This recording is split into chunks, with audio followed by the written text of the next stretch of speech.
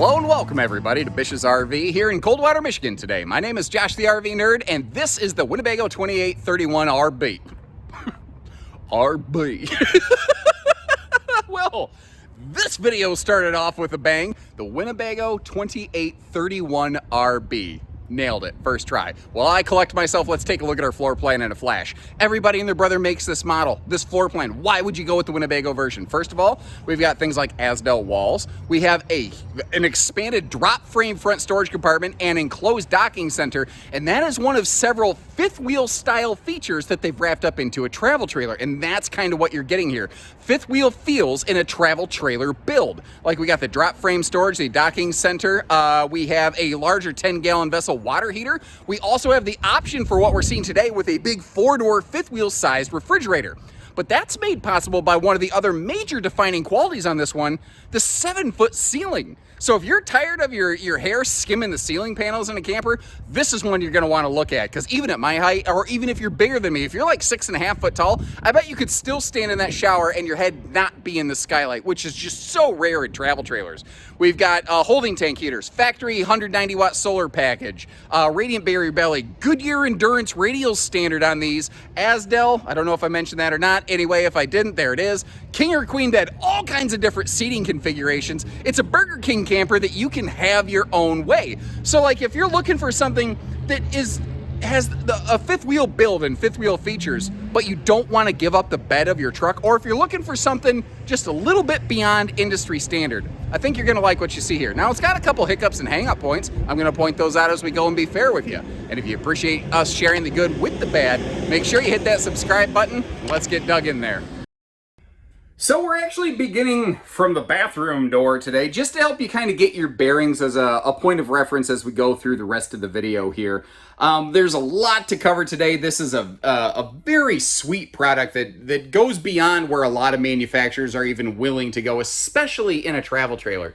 Like I said, this is really, it has a lot of flat deck fifth wheel kind of features. But one of the things that I really like here is a bigger, wider entry door. And what you're going to see is both this and the bedroom window both have a full privacy shade included in them, which is really nice. I'm also ashamed to admit how long it took me to find the buttons for the lights and the slides and everything. They're obvious, right? You can see them plain as day. But for some reason, I was convinced they were going to be hidden somewhere over here in the little entertainment center cabinet.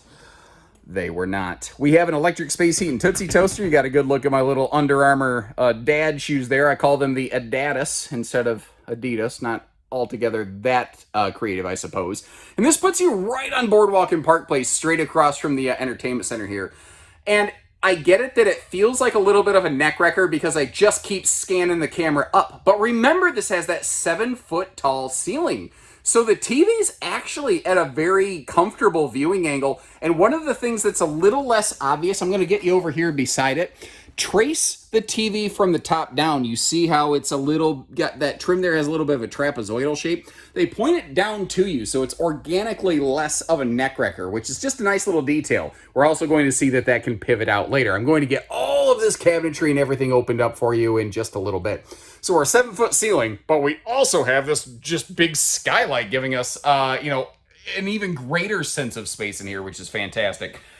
We have a 15,000 BTU air conditioner standard. There's an option to add a second 13.5 in the bedroom. But what we're looking at here is not the standard refrigerator. Normally this has a 2-door fridge with a pantry beside it. However, you can swaption that into just the full 4-door, like 13 cubic foot mega fridge in this thing. It is gas and electric. It is not 12 volt. It is not 110 residential with a inverter or anything like that. So kind of keep that in mind. But it is the biggest refrigerator that you can possibly put into this camper. Now, there's all kinds of different seating configurations you can get in this.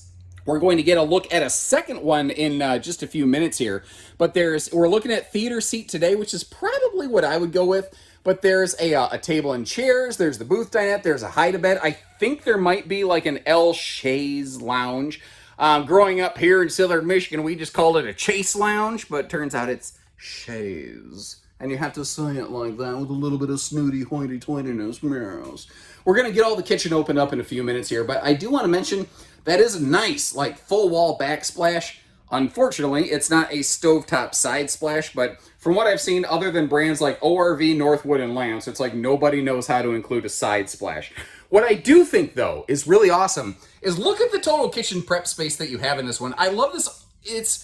It's not, I guess, truly a symmetrical kitchen because the left and right sides aren't the same, but it's symmetrically sized, which is very aesthetically pleasing to me.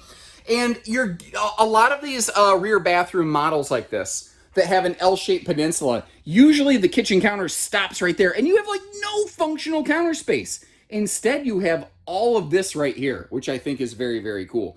Now, if you're noticing, you're not seeing heat vents, and you're not seeing them at all. Not only does this have a carpetless slide floor, that's that marine woven stuff right there, so not carpet. And not only do you have a carpetless main deck, you also don't have floor vents. So you're going, okay, so where are the cabinet heating vents? You see that little slit down there? You see that little slit down there? Those are your heat vents. It cascades like a blanket of heat across the floor, which then rises like a phoenix. A little dramatic nerdism over here. But that's how the RV heats. So it's almost imperceptible, but it's very effective. It's very cool. I really like that.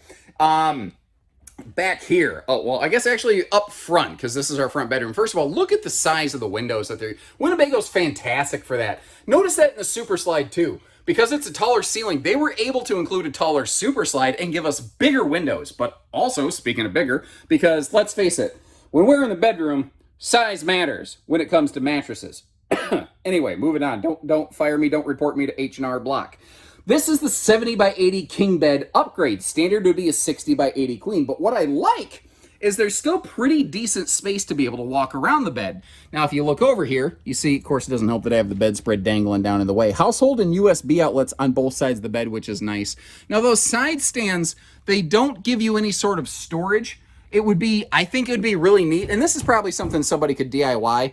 If they had like a flip top storage pocket or something in there, I think that would be very, very cool myself. Let's take a look at, speaking of storage, opening everything up fully here in the bedroom.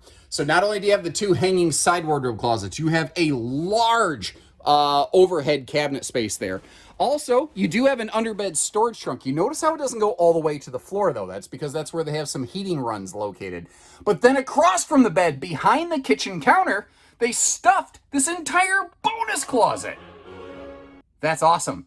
They gave us the benefit of a bonus closet wardrobe slide without the extra mechanical nonsense and upkeep and maintenance that goes along with an additional slide out. Not to mention, with the window reflecting the light off the mirror in that, or the mirror reflecting the light off the big windows right there, it looks and it feels enormous. So this is our view from the headboard area of the bed right here, or obviously facing straight at the wall. TV hookups on the upper left of this, by the way. Now, you do have the option of outfitting this with a second air conditioner, which will sacrifice that vent, but notice how that has a fan in it from the factory. Jayco does a lot of that in like their J-Feather series too, which is something I like. And it's a small fan, but it's a small room. If you wanted to upgrade that to a big fan, that wouldn't be terribly hard to do. Now, moving our way out of here, this actually reminds me a lot of what Grand Design does with their slide fascia work right here. It takes extra work. Like, let me actually get around the corner. You see the lines going back. I mean, that takes some superior fit and finish. And that's the kind of thing that a lot of brands don't even want to risk. They don't even want to give their laborers a chance to screw that up. And I think that says a lot for the people that are putting these Winnebagos together. And again, I'll never say anything's perfect. In fact, I've noted 2 imperfections in this RV that our service team is already working on. A piece of trim fell off in the bathroom that we're getting handled, in case you're curious. So, you know, I've never said anybody's perfect, but I do feel like they're overall putting together a really strong package here. So I mentioned that we have a couple different furniture configurations. Let's take a look at one of those right now. And while we do that, notice too that you have blackout roller shades. So we have both the hide-a-bed and theater seat shown here. Obviously, you can get your RV outfitted with both. The theater seat is not also a hide-a-bed, just in case that visual confused anybody. But look at the size of that big convection microwave. A big fifth wheel feature down here in a travel trailer. That's what the Winnebago Voyage is, because Winnebago isn't currently building any fifth wheel towable RVs. The Voyage fifth wheel series has actually been paused, and currently, maybe they'll get back to it later. But their trailers have been so popular, they had to stop building the fifth wheels to keep up with the trailer demand effectively. And I love that you still get some of that Winnebago Voyage fifth wheel feature, feel, and function here in their travel trailer series. Big closettainment center back there behind the entertainment center also. And you might want to put some of those little tension rods in that closet space to keep things from falling out. That's also a good space that you can hang a blanket. No. What? Hang a broom. I don't even know where blanket came from. Whatever. Moving on. Looking over here in the bathroom space, take a look on the left, and I will open all that storage up for you. And that's another thing this does well. So they didn't go with the world's biggest bathroom. Like the Wildwood Heritage Glen version of this actually has a bigger bathroom overall. I don't know that it has more storage, though. I don't know that it's more functional. This has plenty of space around the sink for, like, blow dryers and whatnot, and power outlets around the corner over here. And then as we back our way around, I want to make totally clear about something. There is one floor vent over here in the bathroom area, just because they couldn't hide one of their fancy vents in the cabinets in this thing. So I think I refer to this as a ventless flooring camper. Technically, that's not true. It's ventless flooring, living space. Apologies. I always want to make sure I'm totally clear on that. But again, not the world's biggest bathroom, but I certainly, at my stature, found that toilet space more than plentiful. And similarly, the headroom in the shower with a 7-foot ceiling, buddy, it just can't be beat. Now, for travel stops and storage, or as I like to call it, road mode, this has what I also like to call two-stage access, where when it's closed up from the rear door by the living room, by the bathroom, you can get in here, you can get to the bulk of the kitchen, you can get to the critical kitchen components, I think, maybe not 100% of all of the storage, but enough that you could function going down the road. With that sliding door right there, there's absolutely no question of the fact that you can easily slide into the bathroom for a quick little travel and potty stop. Now, obviously, you couldn't walk straight into the bedroom from there. You do have to go outside. That's why I call it two-stage. It's just the way that this floor plan works out. Now, the inclusion of the second door is what gives us access to the bedroom up here. There are a lot of RVs with a similar floor plan that do not have a bedroom door. Some people sometimes get weirded out by a door in the bedroom. They feel like somebody's going to be looking at them. Remember that we have a deadbolt back here that you can close off, and you can always pull down the privacy shade on that door. And frankly, in the bedroom, I have a sneaking suspicion that most people, most of the time, will leave that shade pulled all the way down, because if somebody's going to knock on your door, they're probably going to knock on the door where they see you coming and going all day. That's just my 2 cents. What is your take on that? Do you like a direct door into the bedroom on a floor plan like this, or would you rather it not be there? And there's no wrong answer. I'd just love to hear from you. Little before and after movie magic on you with that big super slide. And once again, just credit to them for giving us maximum sized breeze through tinted windows all the way across that thing right there. Now, I'm going to bring you down slowly, because one of the cool things on these is they have power stabilizers. But every single stabilizer has its own individual button. So you have, 2 buttons in the front, 2 buttons in the rear. Stuff like that is very weirdly uncommon in the travel trailer industry. We got the slam latches, the magnet holdbacks, and again, one of those fifth wheel style features with that fully enclosed privatized docking center over here. Now, you don't see the gate pulls and valves right here. We're going to get back to those in just a minute. This is kind of, your solar monitor station, your water and your cable docking, your battery disconnect. But because this is a front drop frame like a fifth wheel, you have a massive storage cavity available in there, which is, I don't know, I think that's very, very cool. Now, as we back up here, because it's a little bit taller than the average bear, which the ceiling height is nice, that does mean that you also have a little bit additional exterior height as a result, so keep your overall clearance in mind. Still lower than a fifth wheel, of course, but it's still just 8 foot wide. But because of that extra height, to me, it feels bigger. And with that darker nose cap on the front, it kind of looks bigger.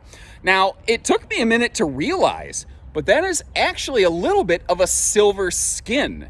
And when I first saw this, it was overcast outside, and I'm like, oh, it just must be the clouds playing with me. I thought it was a white skin that was just reading a little bit darker. That actually is a silver skin, which I think kind of helps organically separate it away from a lot of the polar white-skinned Winnebago minis and stuff that are out there, just to really help give it its own definition and clarity.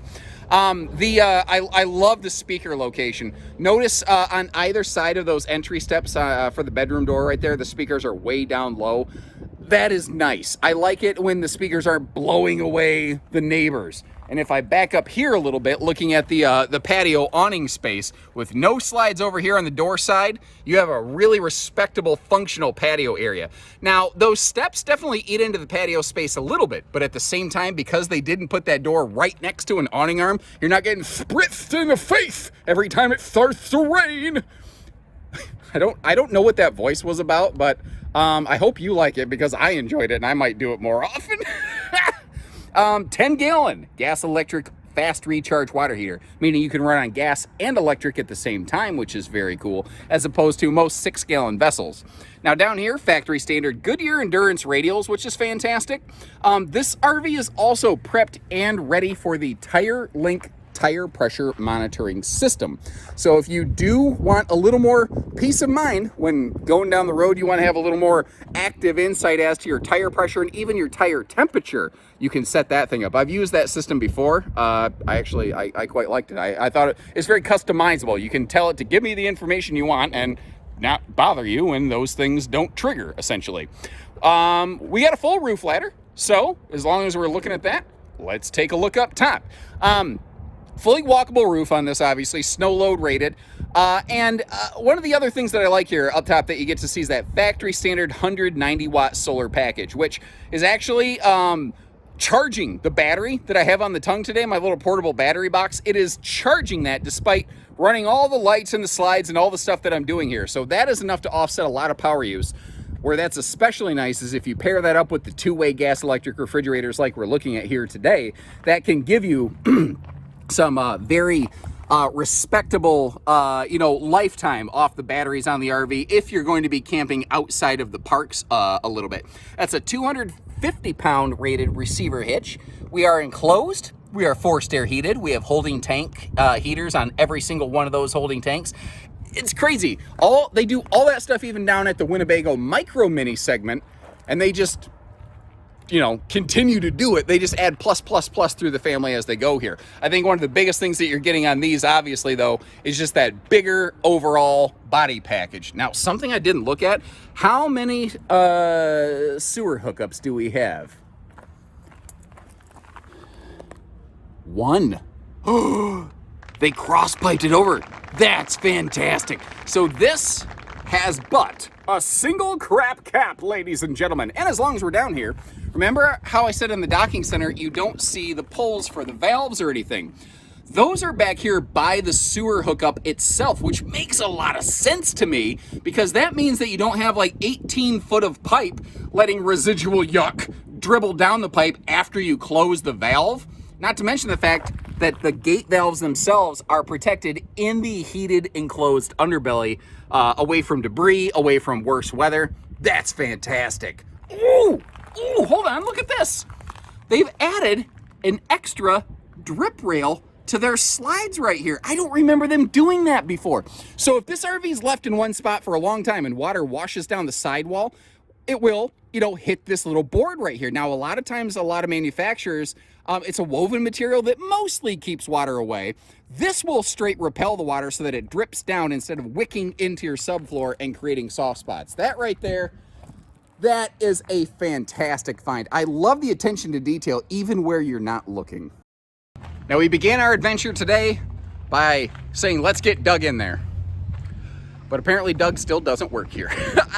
All the different Bish's locations I visited, I can't find a guy named Doug that works there to put him in a video, because I think it would be funny to finally meet him. Anyway, let me know what you think about this here today. And again, there's a world of similar floor plans like this out there. Anything from, a basic stick and tin camper up through something in a more premium class like this and everything in between. I will leave you some links to the ones that I can remember, because, Lord, there's got to be dozens of them at this point out there. And you let me know what you like, what you dislike about this one, and which builder of a floor plan like this is your personal favorite. In the meantime, I'll also leave you a link to pricing and availability in the video description. And anything else you need, leave me a comment and I'll do my best to fill in. Let me know what you think of her. Appreciate you tuning in once again, guys. Take care, stay safe, have fun, and happy camping, everyone.